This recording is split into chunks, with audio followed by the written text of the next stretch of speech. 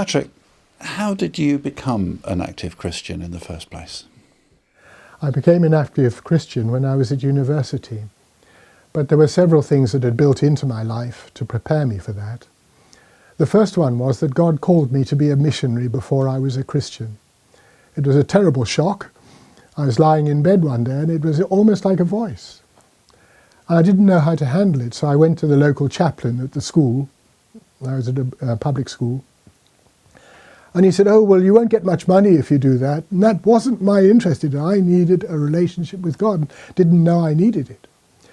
So that was one factor. And the other was that just after I'd finished school, we went on holiday in Cornwall, and my father drowned in the sea in front of us. And that was a terrible shock, because I had no understanding of what happens after death.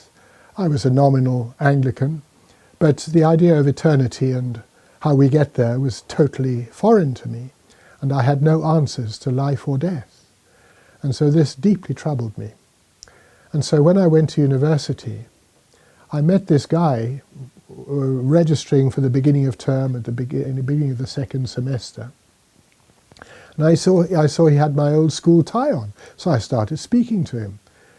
He was a born-again Christian preparing for ordination at the Clifton Theological College in Bristol. And so Peter Marshall befriended me and led me to Jesus, got me involved in the Christian Union, pushed me into Christian ministry, and he was a good discipler. And so that is how I became a Christian. So what went on to bring you into missions? The following year, Glyn Davis, a representative of the Dorothea Mission in the UK, he came to our university and he spoke about the slums of southern Africa and showed the evangelism that was done by the Dorothea Mission. And God spoke deeply in my heart, "That is for you." But I was afraid of my emotions, that I was enthusiastic about this. I was preparing to be a research scientist, and how did this relate? And anyway, so I went back to my digs, and I cried to the Lord, "Lord, I want you to show me, apart from myself, if this is of you. It's not just my emotion." And so I opened up my Bible, and I'm not an advocate of just opening your Bible and pointing at a verse, because that can be dangerous. But it just happened.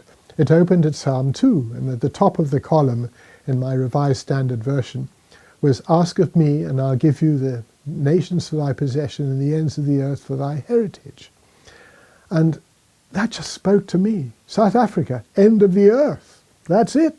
And that settled it. And in actual fact, it's probably defined what might be the title of my autobiography that I hope now to write. I asked for Africa and got the world. And that's really what happened. I didn't realize my going to Africa had worldwide significance.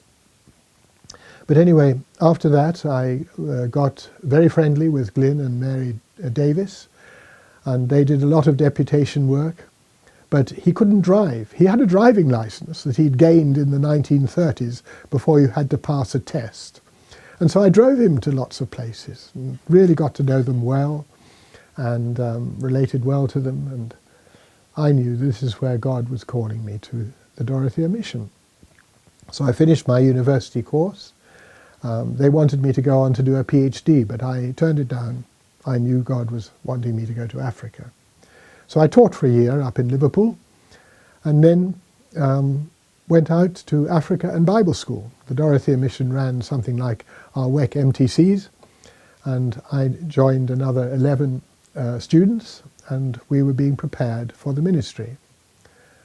I think it was a bit strange. If you look back at the syllabus, we were really taught the Bible, but nothing on anthropology. That was considered too dangerous to touch. And almost nothing on things that actually were quite important. But anyway, we knew our scriptures. Mm. And I believe you met your first wife, Jill, out in Africa. And how did that work out? And what was her influence on you through this? Well, that's another long story. Just very briefly. Again, I had one of these extraordinary experiences concerning Jill, probably about 3 times in my life, I could say that I think God spoke to me with a voice that was either audible or so clear internal. And this was one of them. Before I left the UK, I was in a friend's house in Colchester, and he was the elder of the local Brethren Assembly, where I often worshipped. And he just said to me one day after the service, I was standing in the living room of his house, and he said, "Oh, I've heard of a girl going out with the Dorothea Mission, also from Essex." "Oh," I said, and God spoke to me in that moment, "That's going to be your wife." And that was scary too, because I didn't know how old she was, I didn't know her name, I didn't know what she looked like, I knew nothing. But anyway, I went out to Africa. Then I found out that there was a rule in the Dorothea Mission that you could not marry for 6 years. And so whatever that might be going on with the possibility of Jill following out later, it wasn't going to move very far for a long time. But anyway, I well remember when she came out about 8 months later, and she came in the door of the room where I was, and I looked at her and I knew immediately, that's my wife. But I had to wait another 5 years. And we were at Bible school together, and once when I was going through a deep crisis, she spoke to me and saw that I was in trouble. She said, "There yet remains a Sabbath rest for the people of God." And I quickly responded to her, "It doesn't work."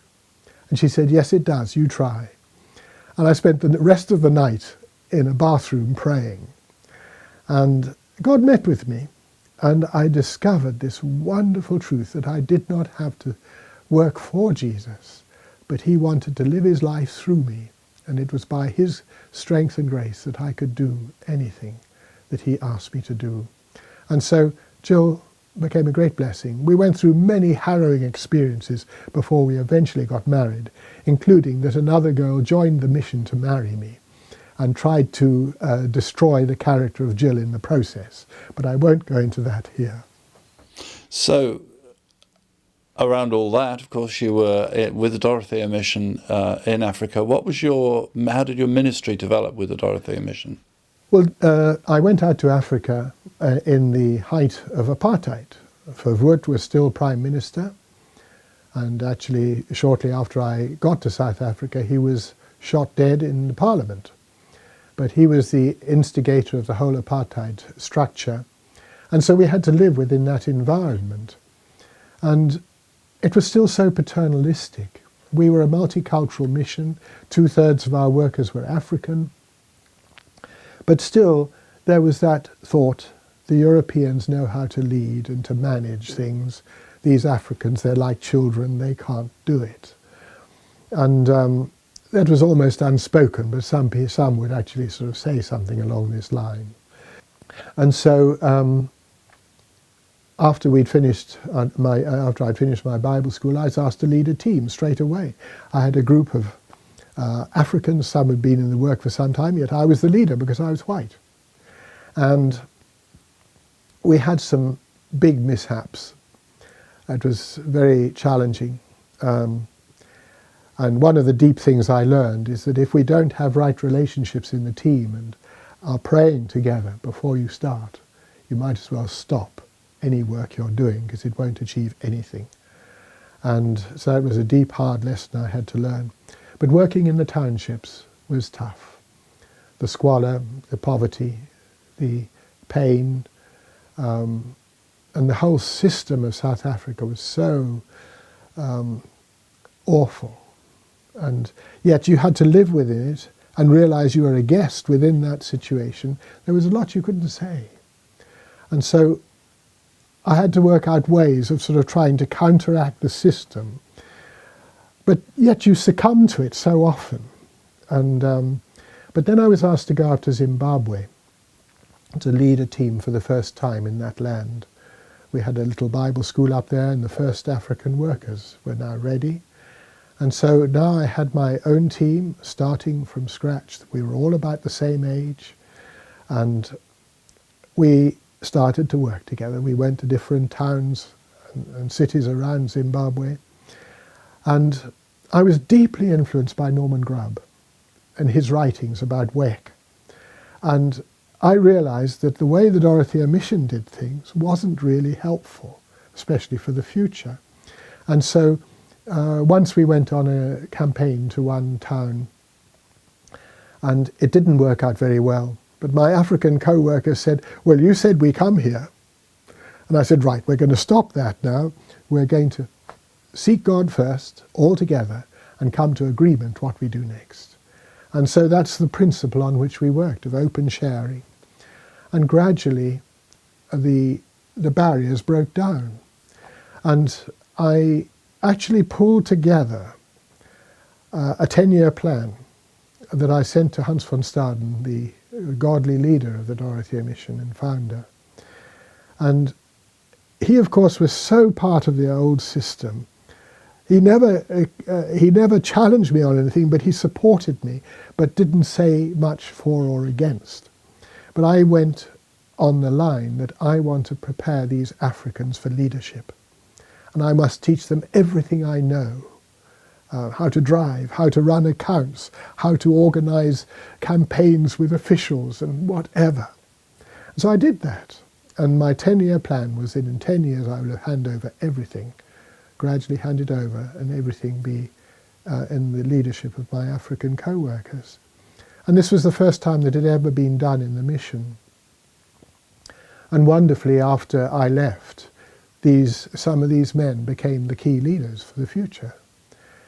And one of them was Steve Lungu, who became well known through the book Out of the Black Shadows.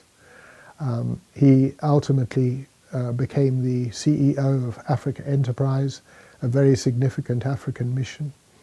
And he was always my Timothy, my special Timothy. And it's wonderful to see how that man of God developed. But basically, our work was evangelism, a month or so in a place, a lot of discipling, helping people to get established in the Christian life, then moving on. So it was terrible for home life. And so it's part of the reason why the Dorothea Mission had the rule about the 6-year wait for marriage. But when, wonderfully, I managed to marry Jill, which we did on our first furlough in the UK, we went back and the family started to arrive almost immediately, had a honeymoon baby. And so we lived in a 13-foot caravan for 3.5 years. But when our third child was on the way, it was getting a bit difficult. So we had to work out some better arrangements. But then came the war in Zimbabwe, which led up to independence. It was then Rhodesia. And this forced me to back away from a lot of the work, because it just brought undue attention to my African co-workers. But they were ready. They started to take over. But that then gave me opportunity to write Operation World, and the first Operation World, to help African Christians pray for the world. And so that opened up a whole area of new ministry. How would you say your time with the Dorothea Mission in Africa prepared you for working with WAC? One of the problems that we had in Africa, which forced me to have links with WEC, was the fact that Rhodesia was suffering under sanctions. Postal services with much of the world was cut off. And so I developed a relationship with Leslie Brierley at Bulstrode just after it moved, and he had his office there of the International Research Office. And the only way I could get letters to some countries to get the information I needed was to send them to the UK, to Leslie and Violet, his then secretary, and they would pass it on to the people to whom I needed to send these letters, and then the letters would come back and they would get them back to me. And so this was the only way I could get some of the information I needed. It was the most crazy thing to have to write a book about the whole world in a country with postal services cut, no libraries of any significance, and yet it went global. But Leslie was one of the key factors in that. And so the work I did in preparing an Operation World really seemed to fit in Leslie's mind, that he needed a successor, and maybe this is the answer. So he went to the CC, the Coordinating Council of WEC, and persuaded the leaders to extend an invitation to the Dorothea Mission to release me to be seconded to WEC for 2 years as a possible successor to him. And so that is one way in which Africa prepared me for coming into WEC. But there were also the other spiritual factors, because the Dorothea Mission had a strong emphasis on prayer, strong emphasis on teamwork, even if there were the distortions of apartheid in southern Africa. And all this and the spiritual heritage are something that I so value. There were many times that we could have left the mission because it was so difficult. I mean, even with Jill, the fact that for 3 or 4 years of her life was dominated by the destructive efforts of a co-worker to destroy her character because she thought that Jill might become my wife and she wanted to be. And I didn't know. And so for her to leave would have been easy, but God had called her. And so that sense that when God calls you somewhere, you stick at it and not leave for a negative reason. And so coming into WEC, I think that was a good preparation. And of course I had a vast increase in salary by coming of nothing. And yeah, that was a good preparation. But your influence has been much wider than WEC and the Dorothea Mission. How would you assess that? This really emerged after I came into the international office in WEC. And at that time, the research director or secretary was actually an elected post in WEC. It isn't anymore. It's a CC appointment. And so I was one of the 4 elected leaders in the international office. And because of the increasing public ministry I had, because of the exposure with Operation World, unfortunately, I feel I was often thought of as the leader of WEC. But I constantly tried to pressure our international directors, do get involved wider. But they were so busy, they left it to me. And so for many years I was the public face of WEC. I got involved in different international bodies. I was deeply involved with the Lausanne movement as part of the strategy working group. And that was where we forged all the terminology and how to cope with the unreached or the unevangelized, how we list the peoples of the world. All this was part of the dynamic. I got invited to speak at international conferences, and then when the AD 2000 and Beyond movement was launched at the beginning of the 80s, I was one of the leaders in that. I shared the Unreached Peoples track with John Robb, ex of OMF and then of World Vision. And so we master planned this whole thing of a church for every people and the gospel for every person, which was the motto of the movement. And I believe over that time so much was achieved and huge advances took place. And so those international involvements really helped. Now, how out of all that did you ever come to write Operation World? I suppose this takes us back to Africa first, doesn't it? The writing of Operation World certainly takes me back to Africa. And one of the emphases, as I've said, in the Dorothea Mission was intercession. Hans van Staden had picked up from Andrew Murray, that great South African saint, who'd written many books. And one of the books he wrote was The Key to the Missionary Problem. And at the back of it, he advocated churches holding weeks of prayer for the world. And that book was written in 1900, but published again by CLC in later years. And he he read what Andrew Murray had challenged the church in southern Africa to do, and he took it up. And so from the early 60s, we began to hold weeks of prayer all over Africa and then in Europe. And in fact, I was asked within a few months of arriving in South Africa to go down to the Transkei, as it then was, to Umtata, its capital, to organize a week of prayer. And I didn't realize it would have such a moulding effect on my life. Then we later did a similar one in Nairobi in Kenya.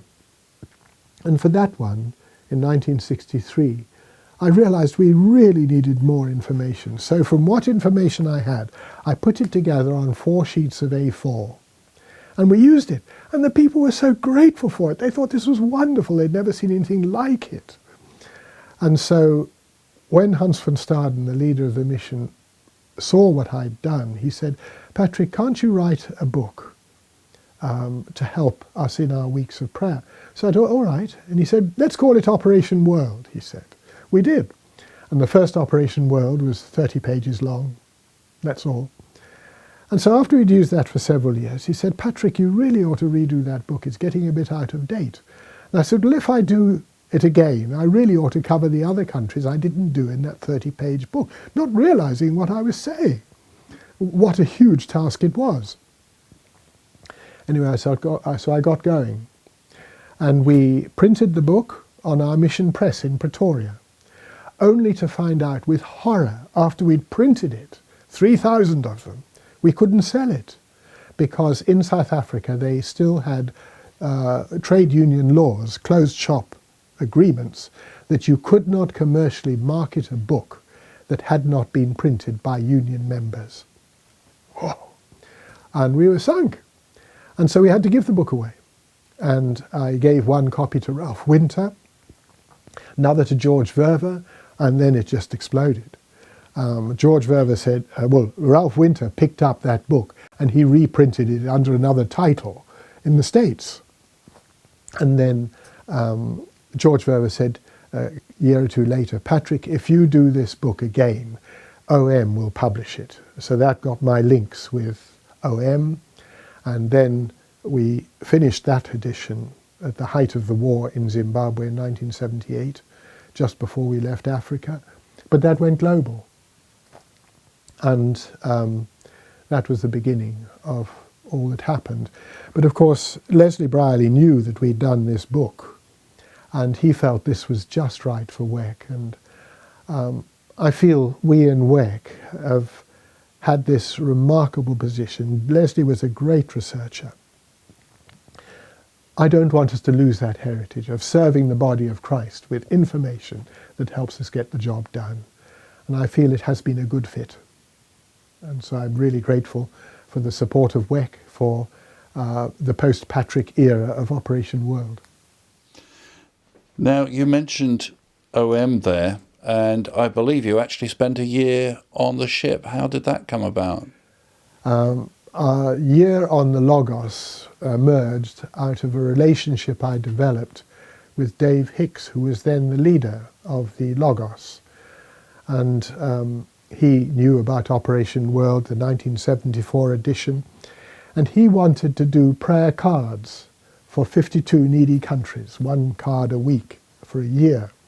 And so he used the information there to prepare these prayer cards. But when the ship came round, the MV Logos came round South Africa, he wrote to me and asked, "Patrick, could you be with us for 2 weeks between Cape Town and Durban and be part of the ship's company and minister to us?" So I went in 1977. And then some months later, it had gone so well, some months later he wrote from Korea, where the ship then was, and asked me whether I would consider the possibility of coming for a year on the ship with my family. And just at that time, we'd had an invitation from WEC to become part of the WEC leadership in research. And it just all dovetailed together. So I wrote to Robert Mackey, who was then the International Secretary, would it be all right if I delayed 6 months? And we spent that year on the Logos. He was heartily supportive. And so we had that remarkable year. But that was the first time I'd ever had a ministry of actually portraying the need of the world. And so I then started to develop overhead transparencies.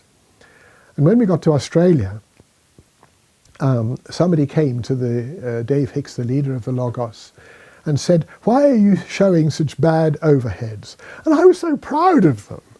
And so anyway, that shook me. And so I said, right, when I get back to UK, I'm going to learn how to do them properly. And actually from the IRO, we later developed the whole technique of multiplying overhead transparencies of top quality. And this then became almost like a business for some 10 years before digitized computers took over. And it actually became an essential part of the STEP advance. So all this contributed and flowed into what happened in WEC. You mentioned the STEP Advance, which is one of the WEC Advance programs, but how would you say that Operation World has contributed or impacted mission in a wider way? That's almost impossible to measure, and from eternity it'll be wonderful to see. Perhaps I shouldn't hear too much, because that's been much flattery. But actually, I hardly ever speak in a meeting anywhere in the world where there isn't somebody who is actually called or directed to their field of ministry through the book. And so it's had a huge influence in recruitment. And I think with the translation of the book into part or all of the book into 16 languages, it has become the major resource for non-English speaking mission movements that have emerged around the world. It was the one place where they could get information. And so I think a lot of the explosion of non-Western missions has also been an Operation World component. And so yes, it has influenced a lot. And I know many WECers are the same. They've been influenced too. But as far as the STEP program is concerned, Ian Fairweather, who was then our AV guy at Bulstrode, he prepared a slide set on To Every People, taking some of the ideas of this unevangelized world. Anyway, I put all my passion into it, and we prepared this slide set, which went in hundreds all over the world. Strategy to Every People. And that, in effect, became one of the publicity things that helped the STEP program advance and become the success it was. But that had to be engineered because WEC is so autonomous in many ways. We should be self-governing, not autonomous, but everybody did their own thing.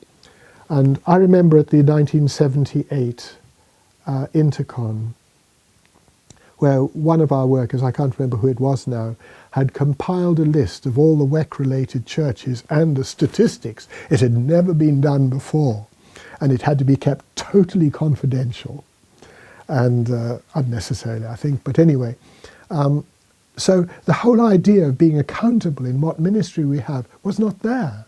So I had to work it in such a way that we got goal setting to be a component of our WEC world.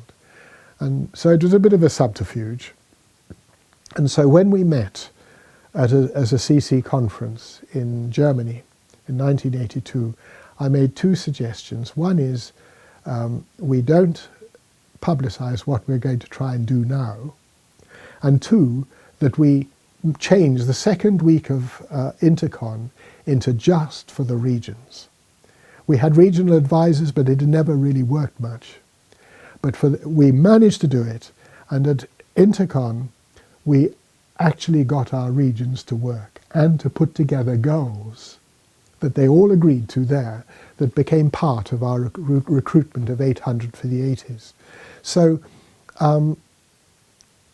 God gave us a way through that it actually changed the character of WEC, and it actually changed massively the way in which we work, because it brought an accountability, it brought us into new fields, it gave us a focus on the least evangelized. Many of our fields that had been struggling along just further declined, others developed out of nothing.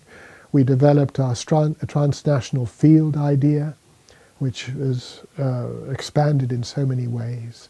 So it was a great forward push. You've been involved, Patrick, as well as in the book and in the STEP program and other things like that, in leadership in WEC internationally for some time now. What would you say the highlights of that were for you? Firstly, the blessing. To be able to work together with such godly men and women with whom I had, in every case, a really harmonious relationship. We had no breakdowns in fellowship over those years, those 35 years. We had our hard moments, but there was no breakdown in fellowship. And I just praise God for the quality of leaders that He's given us.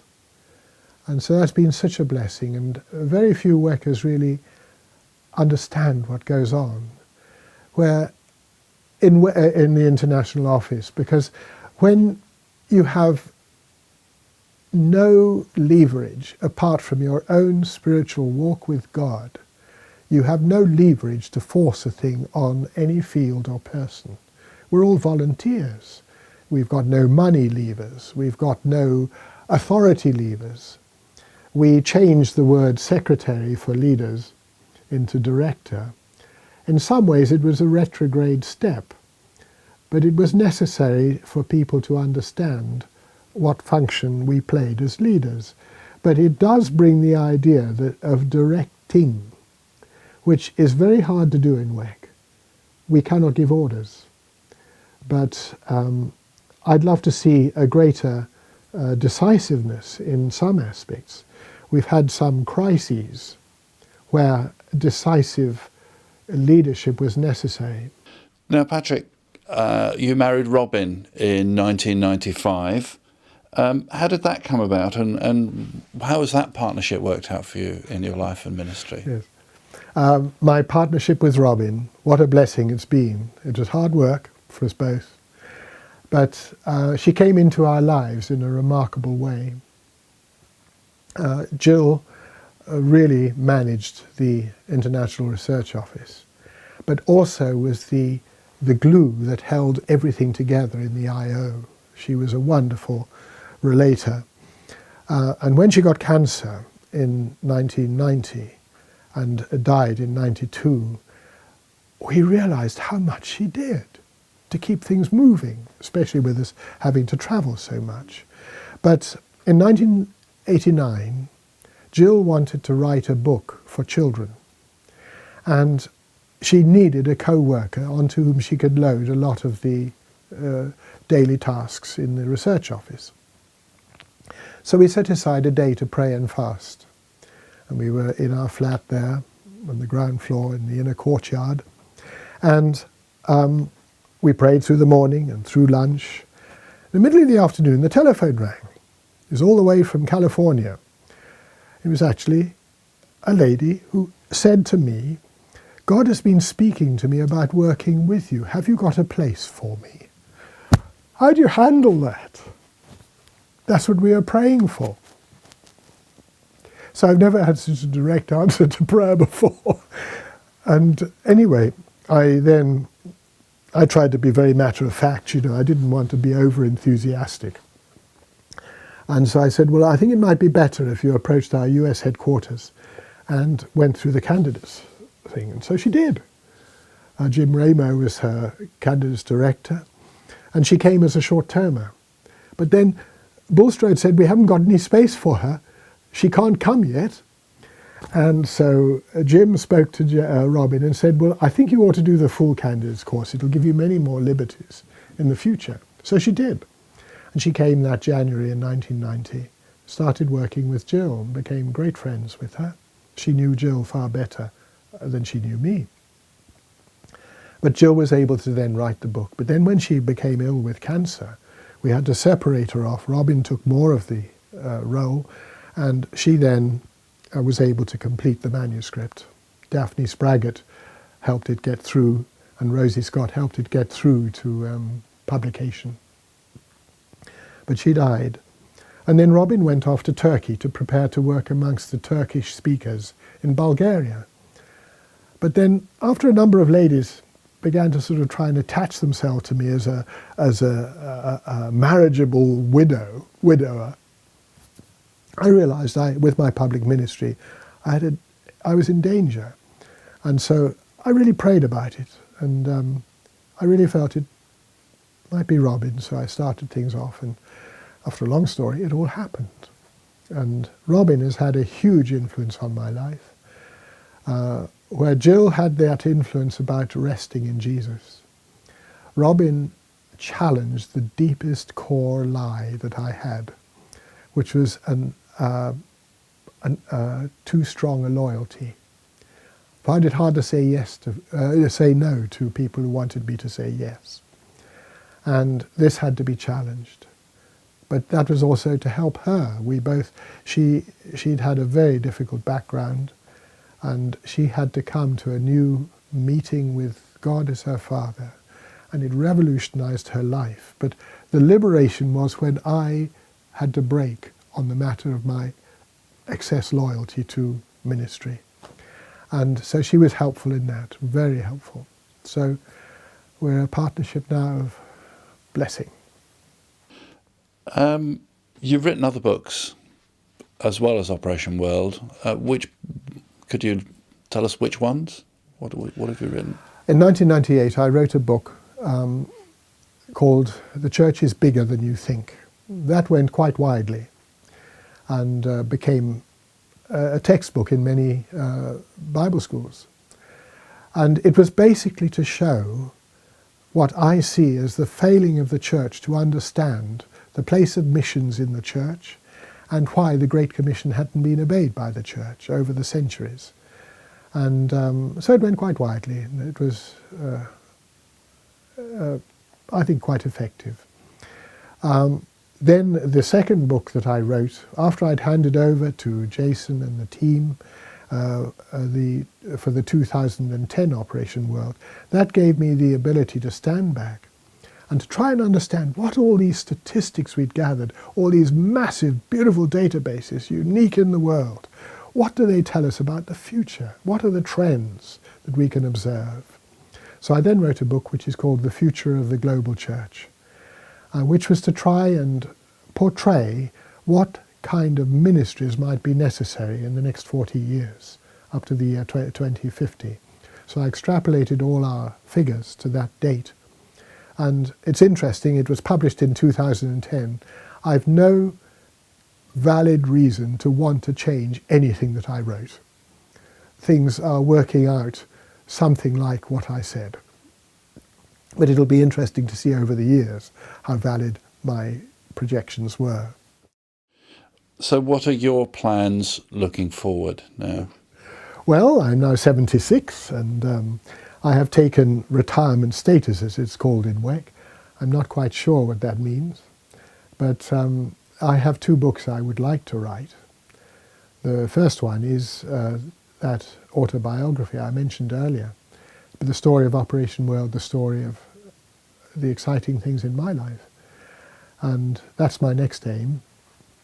And then beyond that, my dream is to write a commentary on Revelation from a missionary perspective. I don't believe that's ever been done.